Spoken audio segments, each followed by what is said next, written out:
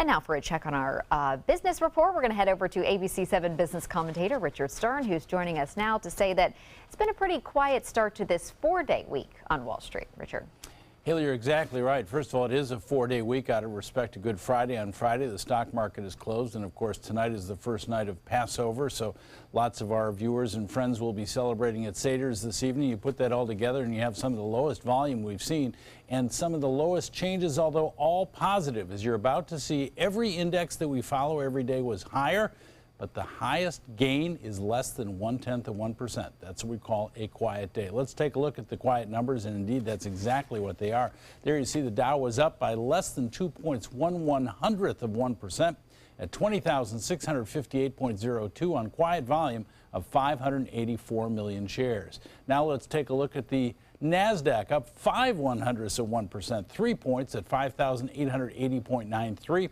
Also on low volume of 1,381 million shares. And the big mover of the day is the S&P, up by a whopping 0.07%, less than 2 points, 2,357.16.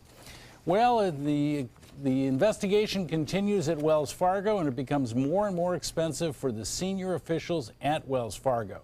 John Stumpf, who was the CEO when all the fake account status was revealed, today was fined again by Wells Fargo. He now personally has been clawed back, as the term says, $69 million from money that he was paid while he was the CEO. Meanwhile, a lady who was in charge of the community banking today paid a fine, also a clawback as it's called. She was hit for $47 million.